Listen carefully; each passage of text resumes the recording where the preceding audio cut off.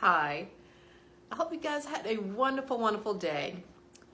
Today we're talking about increasing your chances of finding the good guys, right? If you're dating, and there's a lot of frustration out there. Oh my goodness, there's so much frustration out there.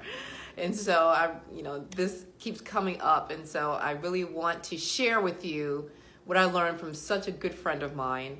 Her brother was a pastor, and she was dating, and this is what he suggested to her: how to find or increase your chances of finding the good guys when you're out here dating, especially if you haven't been dating for, a long period of time. It's been a long time since you've been, hey, Cassandra, it's good to see you.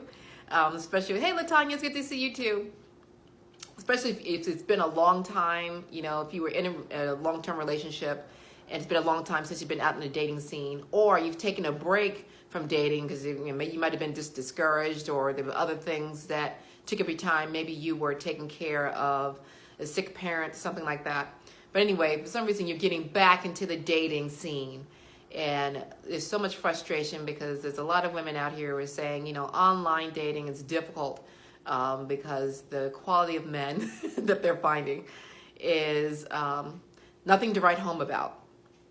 And they're really frustrated because they feel like they've worked hard on their profile, and they don't understand why they're attracting this certain type of man that they don't find is going to be really deserves to be in their pool of eligible men to date. And they don't understand, why it is that they seem to be, same weird guy, just a different, different look, the same weirdo. And so here's what I've learned.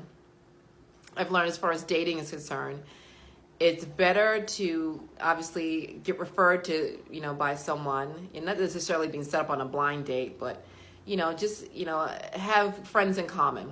And usually how do you do that? All right. It could be, again, just a friend who knows of someone who became, who's eligible to date, and it might be a good person for you to meet. Or a lot of times is you're sharing interests, the same belief structure. So a lot of times it is volunteering. And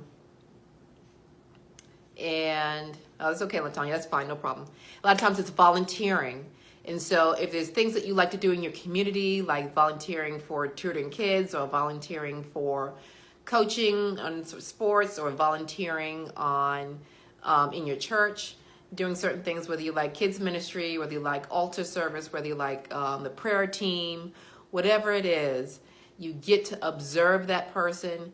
You get to, sorry about that. You get to observe that person. You get to see if they are true to their word. If they say they're going to volunteer on a certain date, or a certain, maybe it's every first Sunday of the month, whatever it is, you get to observe them. You get to see if they show up. You get to see if they're man of their word. And you know that you have similar beliefs, right? That's another thing to kind of, you guys have something in common to help you to figure out whether it's really worth your time to really pursue getting to know each other better. Or it could be, other things. It could be, maybe you like volunteering at a hospital and, do certain things. Maybe you like helping out with the elderly, or whatever it is. A lot of times that's a good time or a good place to meet someone. Now, that's not necessarily saying that, all of the people, all the guys that volunteer are necessarily available. You obviously, you have to weed out the, you're going to run into some married people. But I'm not saying you should volunteer just to meet someone. I'm not saying that. But I am saying that you have a better chance of meeting a quality person if it's someone you get to observe, it's someone that you have something in common with. You get to observe them, see how they interact with other people.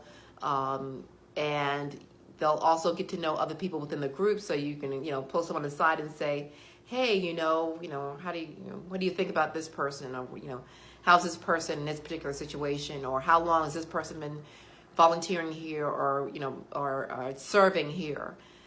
So that way, even if in the very beginning, you don't necessarily have friends in common, you get to have friends in common and get someone else's perspective. That doesn't mean that everything that somebody else says is gold, but you increase your chances of getting to know a quality guy, running into and meeting a quality guy, than, you know, just on an internet dating site. That's just my, even if they try to, you know, pair you up with you know, the same interests and all that stuff. For some reason, you know, it's, you know, when you're serving, you know, you get to see each other eye to eye. You know, you get to see their mannerisms, you get to see their body language, you get to see the energy that they're giving off. And that's, you know, that's a lot more difficult to do that if you're just looking at a profile on a dating website. But if you see that person, you know, see that person in person and really get to get that vibe, that aura, that, you know, that sense of who they are, that first impression. You know, I'm not saying that, you know, someone can't have a bad day, but, you know, if you see them over a course of weeks, you know, you have so much of a better chance of meeting a quality person that way. Another thing, I call it like a second tier. All right, so that's the first tier, when you're volunteering, when you're sharing the same, you know, meet someone when you're sharing similar interests. You know, that's yeah, a good way. The second tier to that is when you are in a place that you might share similar interests, or a place where you're trying to get ahead, or you're trying to better yourself. And what I say that is, all right, so I'm at the Apple store. Some of you may have heard me tell this story before. All right, so I'm at the Apple store, right? And I'm trying to figure out, I'm working on a project, and I'm trying to learn iMovie. And that's the movie editing software that Apple has. And I'm trying to figure this out, and I'm banging my, you know, pretty much feel like I'm banging my head up against the wall. And I'm all, you know, that was not a good day for me because I was frustrated. But anyway, so pull myself together. I go into the Apple store and trying to, you know, figure out my mind so I can explain to the young man when he gets to come out, you know, because I had to wait in line, obviously, you know, to check you in, and then you wait for a tech person. So I'm waiting for this tech person, and I'm trying to straighten out my mind exactly what I need to say to him so he understands what I'm trying to do.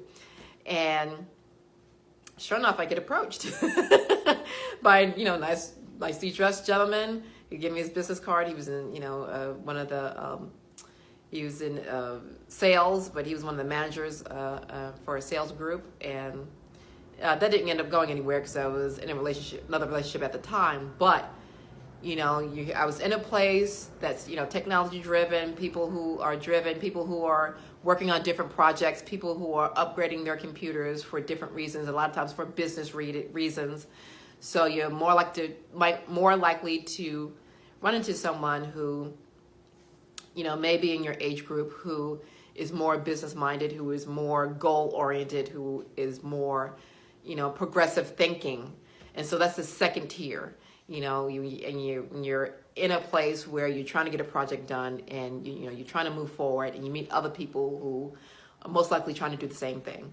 So I hope that you find that helpful, how to increase your chances of finding one of the good guys, all right? So I know it can be frustrating. And I'm not saying that church is, you know, a fail-safe place, because I've met some folks in church that,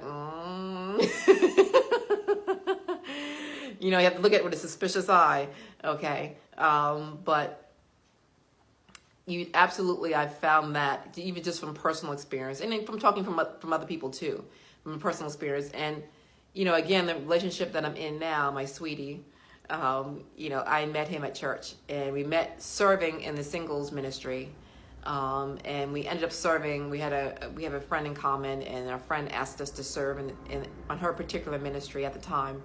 And so that's how we got to, you know, see each other week after week and talk and get to know each other, and really just fell in love. So anyway, I hope that, ladies, you find there's hope out there. There's hope.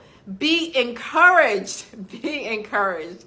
You know, I found love at 50, you know, so be encouraged. Now, my boyfriend's a little bit older. I like older men anyway. That doesn't mean that I was excluding younger men or men that were my age. Actually, I went out on a couple of dates with a couple of guys that were my age. But that just seemed to be the trend. Even my ex was a little bit older than me. But anyhow, I love him.